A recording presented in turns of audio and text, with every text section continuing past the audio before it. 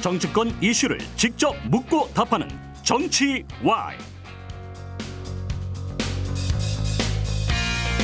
이번엔 여권의 쓴소리 메이커 이현주 전 의원과 얘기 나눠보겠습니다. 어서 오십시오. 네, 안녕하세요. 앞서 조혜진 의원과도 강서구청장 보궐선거 얘기 나눠봤는데 네. 조혜진 의원은 선거 결과를 또 아주 부정적으로 보진 않으시는 것 같더라고요. 희망을 가져보시는 것 같았는데 의원님은 어떻게 보십니까? 일말의 희망. 일말의 희망. 선거 투표율도 굉장히 높던데 보궐선거 그러니까요. 네. 쉽지 않을 것 같아요. 네, 이미 끝났으니까 제가 이 얘기하는 게 영향을 미치진 않을 거예요. 네, 지금 이제 1시간여밖에 안 남았기 그죠? 때문에 네. 투표 시간이. 조금 남았구나. 네. 근데 어쨌든 쉽지는 않을 텐데 그걸 제가 몇 퍼센트로 어떻게 될 거다 이거는 이제 또 혹시라도 영향 미치면 안 되니까 얘기는 안 할 거고요. 그런데 이제 제가 보니까 그런 것 같아. 이제 일단 두 가지. 그러니까 여러 가지가 있는데 이제 처음에 공천할 때부터 약간 사실은 좀 지고 들어가는 그런 게 있었고 왜냐하면 네. 그 어떤 핸디캡을 안고 들어가는 거잖아요, 그죠? 예. 불리한 핸디캡을. 그래서 저는 그것도 비판을 했었는데 그게 있었고 그 다음에 이제 지금 이게 자꾸 이렇게 중앙선거처럼 되면서 사실 지방자치선거인데 판이 너무 커지면서 불리해졌죠. 왜냐하면 그렇게 되면 정권 심판 선거로 흘러가는 건데 그건 야당의 전략인 거거든요. 네. 그죠? 그래서 여당에 유리한 거는 예를 들면 지역 발전이라든지 이런 얘기를 해야 되는 거잖아요. 그죠? 네. 그런데 그런 걸로 이제 프레임을 그런 걸로 설정하는데 처음부터 실패하고 들어간 거죠. 그래서 굉장히 힘들게 돼 가는 거였고 그 다음에는 이제 이게 제가 보니까 강서구의 어떤 지역 유권자 분포가 좀 달라진 것 같아. 그게 어느 정도인지는 제가 다 정확하게 보진 않았습니다만 일단 마곡지구라든지 이런 데들이 개발되면서 제가 주변만 보더라도 한 40대의 어떤 직장인들, 오피스텔이나 이런 이제 작은 소형 아파트 사는 분들이 많이 늘어났어요. 과거에는 이제 화곡동을 비롯해서 약간 저개발 지역에 미개발 약간 이제 좀 낙후된 어떤 도심에 이렇게 중년 혹은 이제 노년층들이 많이 있었는데 그런 분들이 많이 떠나신 것 같아요. 세대 구성도 달라지고 유권자 분포도 좀 달라지고 그러다 보니까 그분들 입장에서는 다는 아니겠지만 그런 직장인들 같은 경우에는 사실은 지역 발전 그다음에 이런 게 큰 관심사는 아니죠. 그죠? 오히려 그래서 이제 더 정권 심판론이라든가 조금 더 이제 중앙 이슈가 더 잘 먹히는 구조가 도시화가 진행될수록 그렇거든요. 그래서 이제 그런 것들이 여러 가지 이제 어려운 상황에서 선거를 치르고 있는 거죠. 그 사실은 막 전국에서 막 가가지고 막 도와주는 것도 바람직하지는 않아요. 왜냐하면 프레임을 더 강화시키는 거잖아. 중앙 이슈를. 오히려 그런 그렇죠. 그러니까 선거 전략이 아예 없었던 것 같아요. 제가 봤을 때는. 그래도 쉽지 않았던 전략 잘 짰어도 그러니까 전략을 저 같았으면 어떻게 해야 되냐면 아예 그냥 사람들 다 오지 말고 그냥 혼자 걸어다니면서 계속 절하면서 죄송하다. 그러나 난 너무 이 지역을 사랑하기 때문에 그런 전략으로 갔었어야 한 번만 된다. 기회를 더 달라. 이렇게 그렇게 갔으면 혹시 모르겠어요. 그래도 쉽지 않았을 것 같은데. 근데 선대위가 굉장히 화려하고 그러면 이제 거기 막 보면 의원들이 총출동하고 그죠. 그동안에 어떤 대통령의 어떤 국정 관련해서 공동 책임이 있는 사람들이 막 나오고 그다음에 그거에 대해서 아무 말도 못했던 사람들 이렇게 그냥 거의 납작 엎드렸던 사람들이 계속 나오고 이러면서 그러면서 계속 대통령 언급하고 그럼 대통령에 대한 평가 선거가 될 수밖에 없잖아요. 근데 지금 대통령 지지율이 높은 게 아닌데 무슨 생각하는 거지? 이런 거죠. 오히려 선을 좀 그어야 되는데. 연달아 국민의힘 분들하고 인터뷰를 하고 있는데 굉장히 결이 다른 느낌이 느껴집니다. 제가 굉장히 솔직하게 얘기하는 걸 거예요 아마. 다른 분들은 모르겠어요. 어떤지 모르겠지만 저는 공천이나 이런 건 애초부터 제가 지난번에도 말씀드렸지만 엉터리로 해서 공천 받아가지고 어차피 될 수도 없는 거고 또 나 혼자 살아남다 한들 부끄럽기만 하기 때문에 난 정치를 그렇게 하지 않기 때문에 근데 할 얘기 다 한다 이거니까 그래서 그리고 사실은 이런 얘기를 하는 게 맞는 거죠. 솔직하게. 아니 그래야 정확하게 상황을 진단하고 인식을 해야 네. 개선을 할 거잖아요.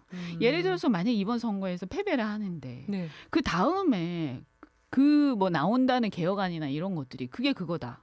그냥 눈 가리고 아웅이다.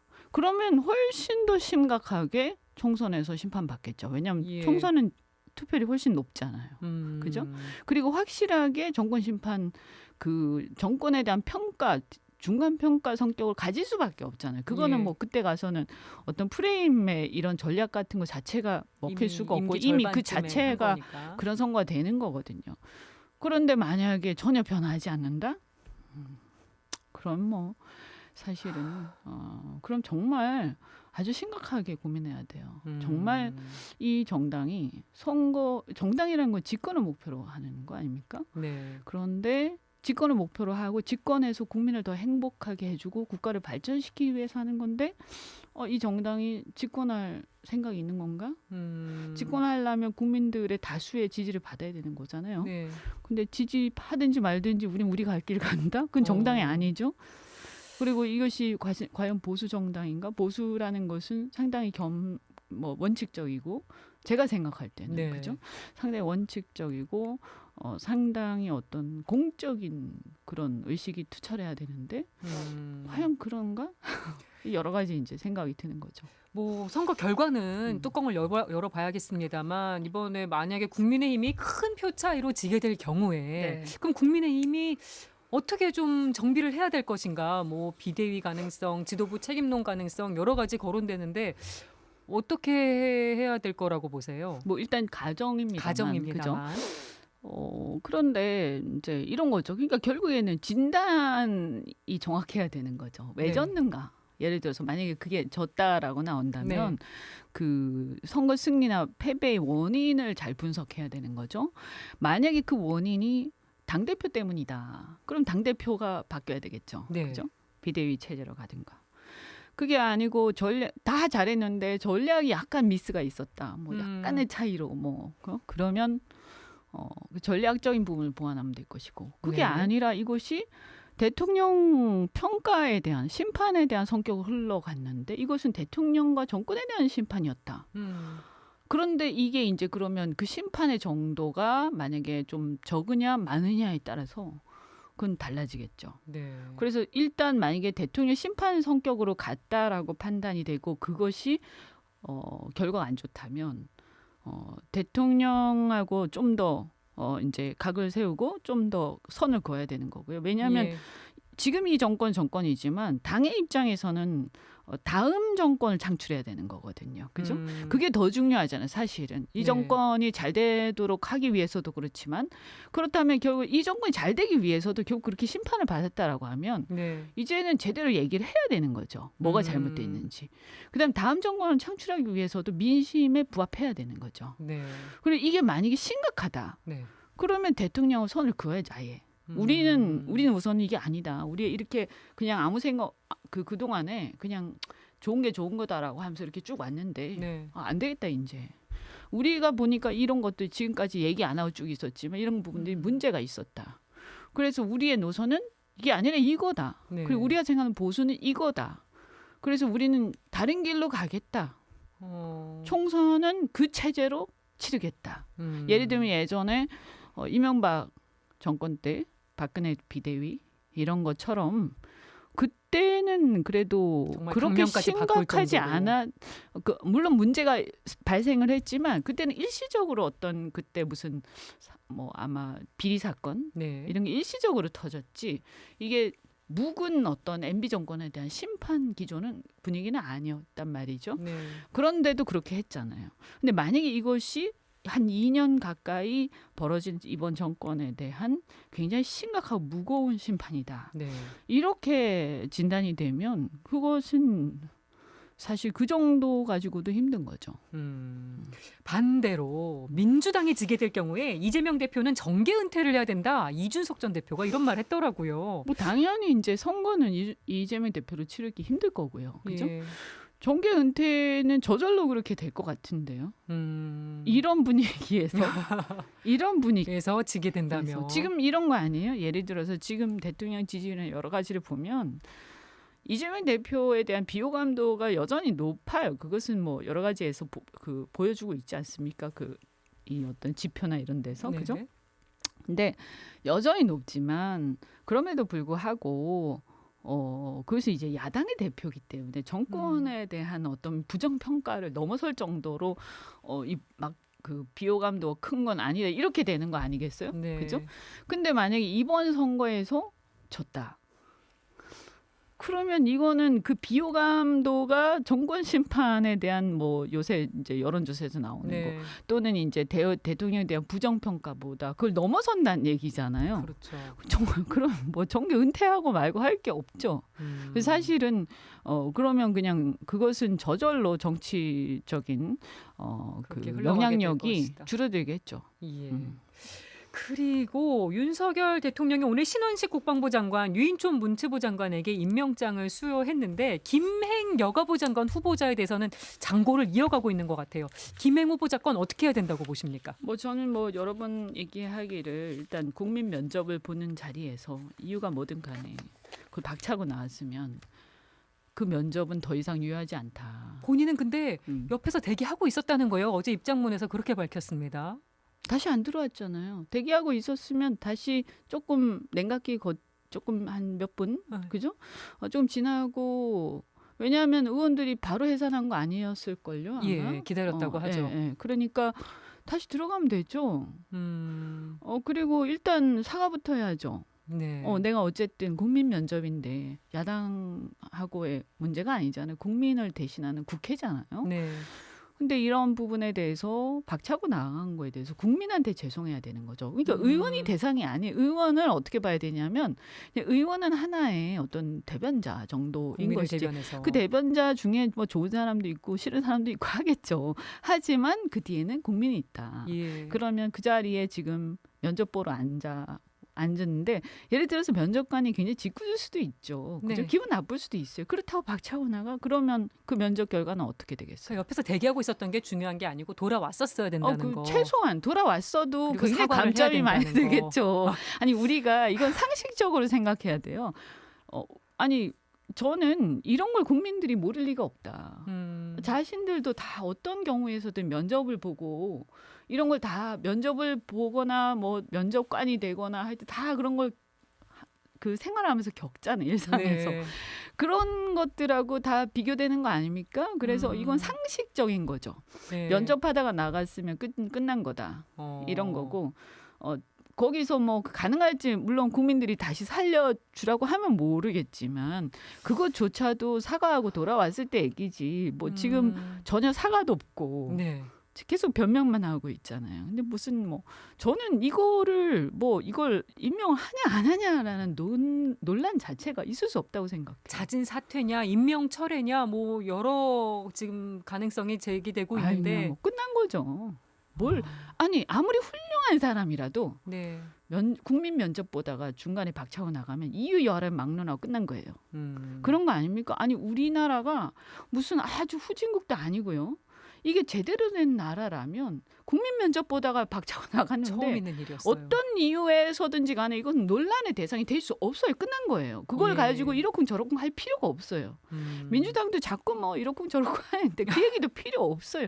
이것은 민주당 의원이었어도 마찬가지고 예. 민주당 후보였어도 네. 누가 집권을 하든지 간에 이런 선례는 절대로 용납해서는 안 돼요. 당적이 중요한 게 아니고 뭐 하는 거예요 이거는. 절대로 용납해서는 안 돼. 이거는 논란의 대상 자체가 안 된다.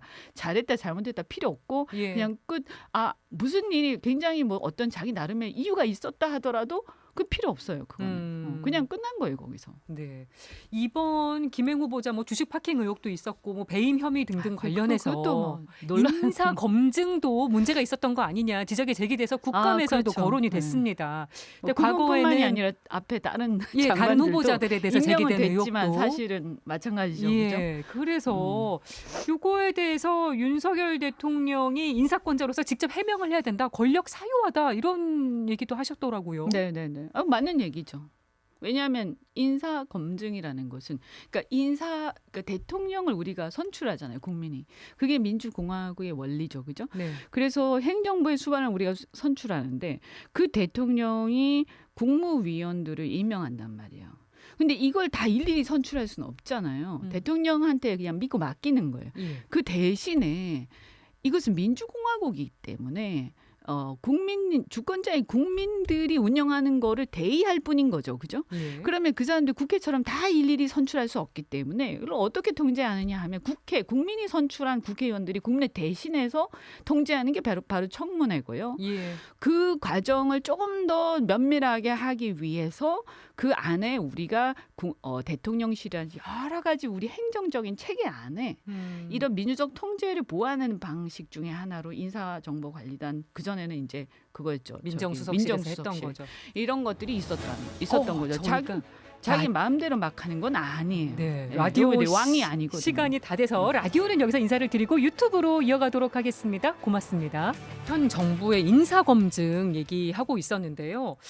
뭐 대통령이 직접 해명해야 된다. 나아가서 권력 사유화 얘기까지 하신 배경 들어보고 네. 싶습니다. 아니 그러니까 말씀드린 것처럼 대통령의 권력도 대통령께 아니에요. 국민으로부터 위임받은 거예요. 착각하면 안 되거든요. 우리나라 네. 왕정 국가가 아니고 과거에 왕처럼 독재를 하던 시기도 이미 지나서 민주화 됐잖아요. 그죠? 이후에 지금은 어쨌든 뭐 여러 가지 아쉬운 점들도 있지만 민주공화국이잖아요. 그죠? 네. 그러면 주권자 국민이고 1조에 나와 있잖아요. 헌법 1조에. 그러면 아까 말씀드린 것처럼 대통령이 자기 마음대로 대통령의 권한 중 가장 중요한 인사권과 재정권인데 예. 어떤 조직이든 마찬가지죠. 인사권과 재정권이죠. 내가 사람을 쓰는 거하고 돈을 쓰는 거 두 가지로 모든 걸 하는 거 아닙니까? 네. 그래서 그 두 가지도 국민 주권을 위임받은 것이다. 그래서 재정은 국회의 예산 심의를 받고 그다음에 인사권도 인사청문회를 거치면서 국민의 대표인 대의기관을 통해서 국민이 직접 통제하는 것과 같은 효과를 보는 거예요. 예. 그래서 이게 이제 원리인데 그러면 인사청문회 지금 형해야 됐잖아요. 그죠? 그럼 더 중요한 건 인사청문회 이전에 사람을 임명할 때부터 우리가 그 전에 이런저런 것들을 만들고 또 그 과정들을 뭐 입법화하기도 하고 하는데 이게 이제 그 민정수석실을 폐지하고 인사정보관리단을 만든 네. 거 아닙니까? 그런데 이게 만약에 자기 개인 무슨 이제 구멍가게 내지는 어떤 자기 개인 가게처럼 이게 법인도 이렇게 할 수는 없죠. 그런데 네. 개인 그냥 뭐 어떤 사사로운 관계처럼 그냥 아무나 이렇게 막 임명을 하는데 그 과정에 검증도 안 하고 그 절차도 제대로 거치지 않고 심지어 청문회도 형해야 돼 버린다. 그러면 그것은 권력의 사유화죠. 네. 그 얘기는 이제 문재인 정권 때도 제가 했었고. 예. 근데 이게 더 심화되고 있는 거죠. 지금 상황을 보면 이제 불과 2년도 안 됐는데 네. 엄청나게 지금 많은 상황들이 오고 있는 거 아닙니까?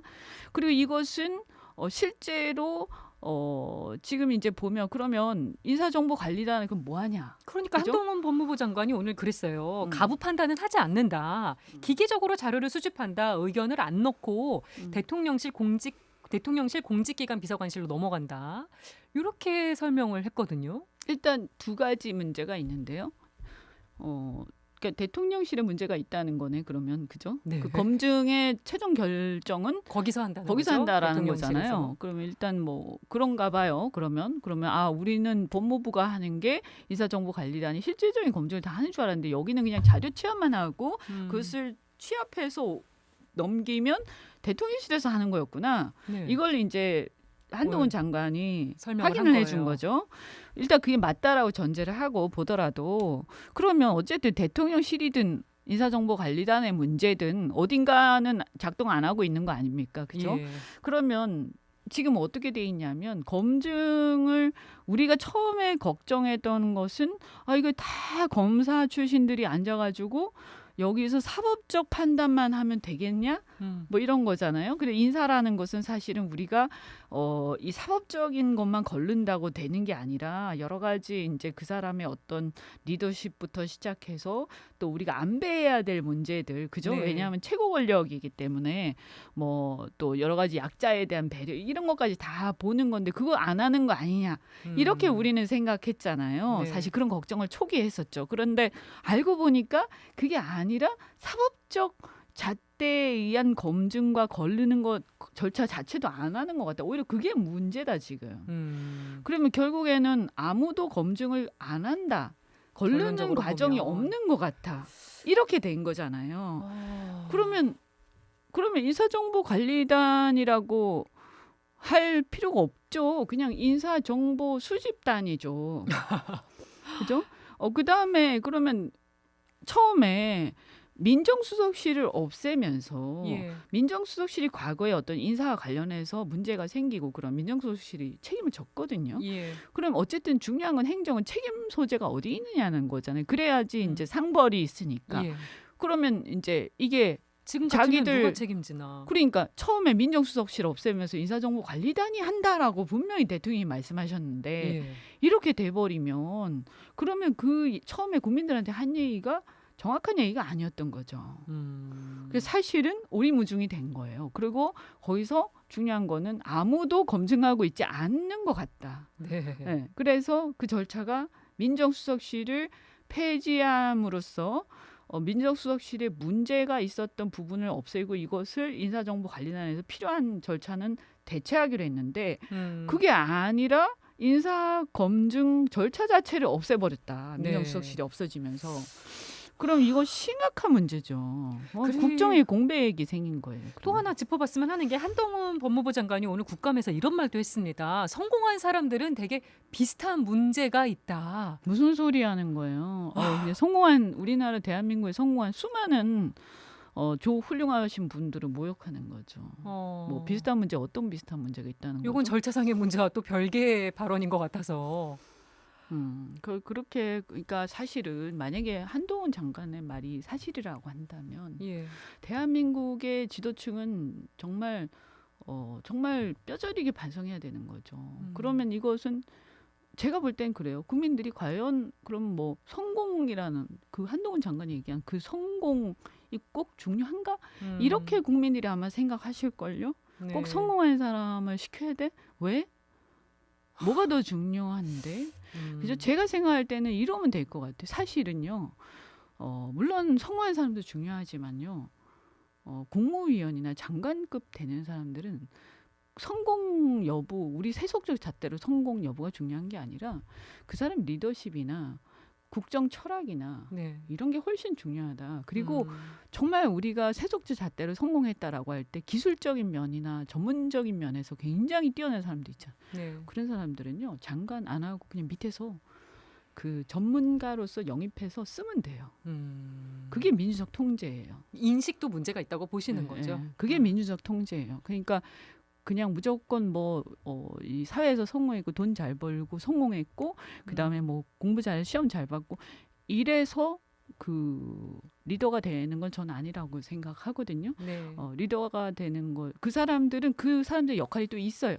그러니까 굳이 뭐 이런 여러 가지 인사청문회 안 거쳐도 되는 자리들이 있어요. 기술적인 예. 것만 하면 되는 자리 그렇잖아요. 그죠?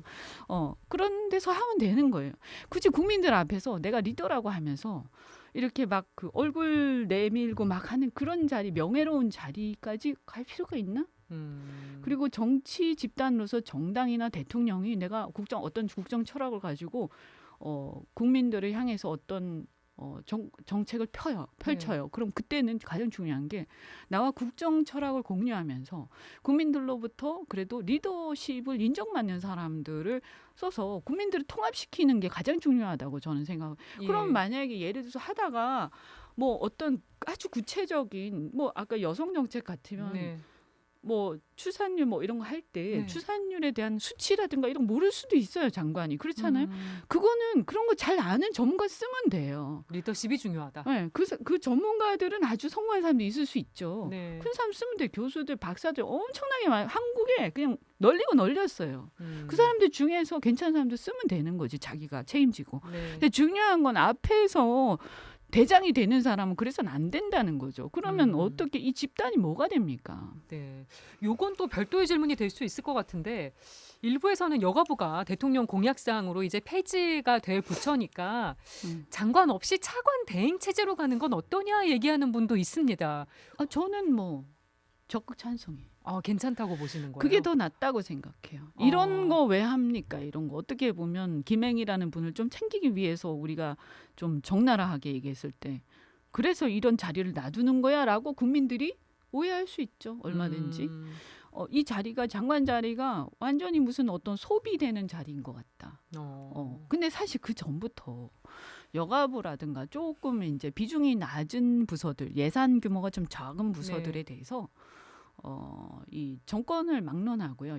지금 뭐 어느 좌우를 떠나서 그런 경향들이 좀 있었어요. 적당히 내가 좀 챙겨주고는 싶은데 그렇게 크게 전문성은 필요 없고 또 그렇게 크게 영향력은 없는 그런 자리에 적당히 챙겨주고 싶은 사람을 거기다 꽂는 경우가 너무너무 많아요. 특히 여가부 그렇게 악용이 많이 됐어요. 뭐 네. 제가 일일이 얘기는 안 하겠지만 그거 굉장히 잘못된 거다. 네. 그래서 그 공적인 자리고 예산을 쓰는 곳인데 그렇게 할 바에는 그래서 여가부 어차피 폐지하기로 했잖아요.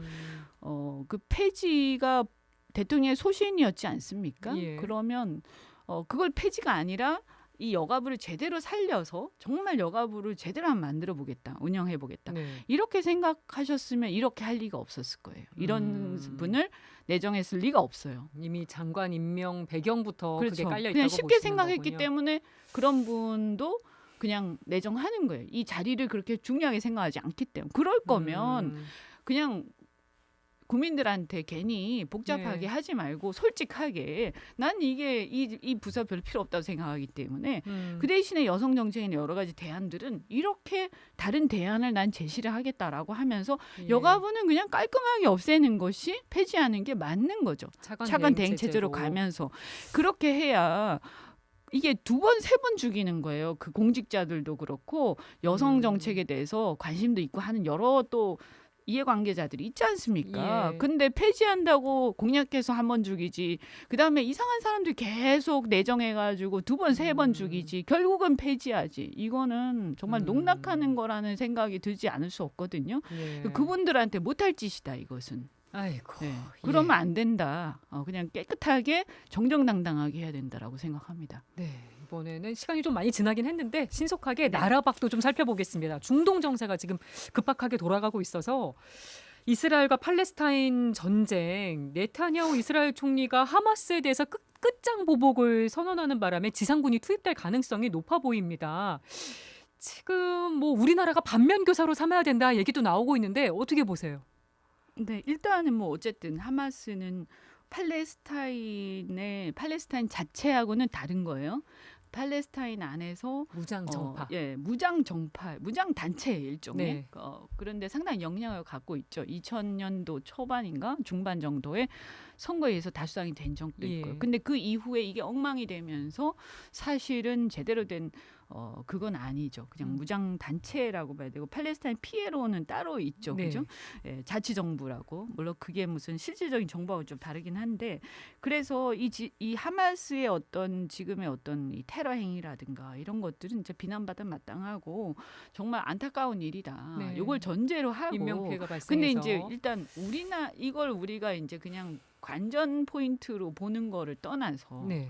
국제사회라는 것이 우리의 이해관계하고도 계속 연관이 되니까 대한민국이라는 이해관계에서 이거를 볼 필요가 있는 거죠. 그죠? 예. 그래서 우리나라 보면 어쨌든 지금은 더더욱 그렇지만 역대로 한국이라는 나라는 어쨌든 국제 정세하고 절대 무관한 운명이 아니기 때문에 네. 한국 국민들이 항상 글로벌한 이런 정세들에 관심을 갖고 그 이면을 잘 파악을 하고 계셔야 되는데요. 네. 어쨌든 이렇게 이제 확전이 될 가능성이 있잖아요. 지상군 투입을 한다고 네. 하니까요. 그러면 이게 확전 지금 그 레바논의 헤즈볼라도 사실상 미사일 공격을 시작을 했고요. 네. 또 이란이 배후에 있다는 얘기도 있고, 나오고 있고. 그다음에 어젠가 그젠가 그 빈 살만 네. 사우디의 빈 살만이 팔레스타인 국민을 지지한다라고 그렇게 선언을 얘기했죠. 했어요. 그러니까 하마스를 지지한다가 아니에요. 그건 또 네. 헷갈리시면 안 돼요. 근데 어쨌든 그 얘기는 뭐냐 하면 하마스는 규탄하지만 팔레스타인 가자 지구는 팔레스타인 민간인들이 사는 곳이잖아요. 그 안에 이제 예. 하마스 군인들이 조금 있는 거고. 그러니까 숨어 있거나 하겠죠. 하지만 이것을 지상군이 투입된다라는 것은 민간인 피해가 희생이 발생하는 거거든요. 네. 그래서 이렇게 되면 이제 사우디 같은 경우에도 팔레스타인 국민과 함께 한다 이랬잖아요. 어젠가. 네. 그 얘기는 지상군 투입하지 말라는 메시지예요. 말라는 메시지고, 그래서 지금까지 뭐냐 하면 미국이 공을 들이고 있을 때, 왜냐하면 중국하고도 골치가 아프고 네. 러시아하고도 우크라이나에서 골치가 아프니까 중동에서 발을 빼고 싶으니까 예. 아프가니스탄에서 이미 철수했잖아요. 네. 그러니까 이제 요걸 좀 더 평화롭게 만들기 위해서 이스라엘하고 사우디하고 수교를 추진하고 있었는데 거의 이런 다 일이 됐다라고 벌어졌어요. 얘기를 했단 말이에요. 네. 근데 아마 하마스 입장에서는 근데 그렇게 되면 사우디가 유일하게 수니파, 그러니까 수니파하고 시아파인데 이 이슬람 수니파가 같거든요. 네. 종파가. 그러면 이 수니파의 맹주격으로서 사우디가 그동안에 계속 얘기했던 게 우리랑 수교하려면 팔레스타인 문제 해결해 이랬단 말이에요. 네. 근데 지금 수교하려고 하고 있었잖아요. 근데 이런 일이 생겨서 어떻게 될 것인가. 그러니까 이제 수교하기 힘들겠죠. 당장은 수교하기 힘들게 되고 미국이 머리가 아플 텐데요. 그러면 이제 우리 입장에서는 좀 조심해야 되는 게 이 네. 문제에 대해서 물론 심정적으로는 하마스라는 그 테러나 이런 거에 대해서는 분노하지만 네. 아까 말씀드린 것처럼 팔레스타인이라는 그 자치 정부 내지는 그 국민들하고 그 팔레스타인 그 지역 주민들하고 이 문제는 별개의 문제라는 거를 정부는 물론 알고 계시겠죠. 근데 예. 혹시라도 여기에 또 괜히 뭐 어느 한쪽에 그러니까 하마스 편은 들 수가 없어요. 우리가 네. 절대로.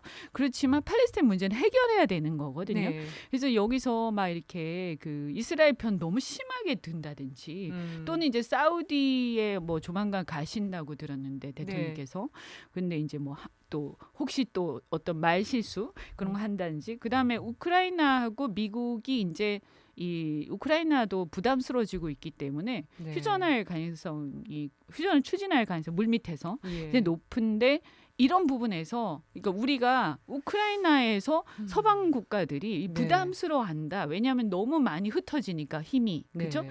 그래서 우크라이나에서 그렇다고 그러니까 우크라이나하고 바로 휴전하자 이렇게는 안 하겠지만 점점 장기화되는 거를 이렇게 싫어하는 사람들이 많이 늘어나고 있단 말이에요. 예. 그러니까 우리나라가 너무 우크라이나 지금 뒤늦게 거기 막 개입해서 지원한다고. 그러면 어떻게 되겠어요? 그럼 만약에 휴전하게 되면 저희가 볼 때는 다음 내년에 미국 대선이 끝나면 거의 휴전할 거라고 보거든요. 그러면 그 뒤에 러시아하고 다시 미국은 사이가 복원되는 거잖아요. 그런 것까지 염두에 둔다면 입장을 그쵸. 너무 한쪽으로만 하는 그쵸. 건. 그리고 여기서 중국이 얼마나 몸값이 높아져요. 네. 그죠? 중국 입장이 중요해지잖아요. 그러면 다음 주인가 미국의 바이든하고 중국의 시진핑 주석하고 만난다고 하던데 예. 여기서 또 어떻게 또 얘기가 관계가 오갈지. 개선될지 몰라요. 그리고 우리가 괜히 너무 앞장서가지고 어느 한쪽 편 들고 막 난리를 치면 예. 행동대장 역할을 하다 보면 그 강대국들은 언제든지 다시 바뀔 수 있거든요. 예. 그럼 우리는 어떻게 되나? 우리만 손해 보는 거예요. 피해 볼 수 있고. 아직까지는 뭐 괜찮은 것 같은 게 윤석열 대통령이 우리나라 방문한 미국 상원 의원단 만나서 이스라엘을 이제 공격한 하마스를 규탄했다. 아직까지는 요 스탠스인 것 그 같기는 정도에서 합니다. 멈추셨으면 좋겠고. 네. 그다음에 또 하나는 이렇게 이스라엘 팔레스타인 관계가 계속 나빠진 거는 이스라엘이 지금 거의 한 20년 넘게 특히 최근 들어서는 더더욱 강경 극우파들이 정권을 잡아왔고 특히 지금은 이 네타냐후 총리가 완전히 극우 그 정당하고 연정을 하고 있거든요. 클릭을 하고 있죠. 네. 그러니까 뭐 우클릭이 나쁜 건 아닌데요. 네. 그러니까 그 강경 극단주의자들, 원리주의자라는 거죠. 그래서 이념이 아니라 이제 이건 종교지만 네. 거의 이념화된 종교 이런 걸 내세우면서 계속 강경 진압을 하고 대응을 해왔거든요. 그러면서 네. 팔레스타인 안에 유대인 정착주를 계속 불법으로 늘리면서 이들하고 충돌을 심하게 해왔는데 그러니까 뭔가 우리가 그 껄끄러운 상대가 있을 때 그 전쟁이 일어나면 다 같이 죽는 거예요, 그죠? 그러면 이게 우리가 우열 관계가 분명할 때는요, 네. 평화적으로 그 상대를 관리를 해야 되는 거거든요. 그렇죠. 이 상황을, 그죠? 근데 지금 미국도 실패하고 있지만 어쨌든 우리가 지금 북한하고 이런 문제가 있기 때문에 이렇게 괜히 실익 없이 막 그 상대한테 적대적인 말을 막 내뱉고 막 강경 대응하고 하는 것은 아무 실익이 없어요. 네. 그러니까 이런 것들을 평화적으로 관리를 한다라는 것을 좀 저는 꼭 명심을 좀 해야 되는데 왜냐면 이게 남의 일이 아니다라는 네. 생각을 좀 해야 되고 그래서 외교를 저는 좀 전략적 실용 외교 이런 걸 좀 이제 조금 대통령께서 우리 국민들도 아마 문제의식 조금씩 느끼실 거예요. 네. 대통령의 외교 노선을 조금 실용 외교 쪽으로 전략적인 외교로 네.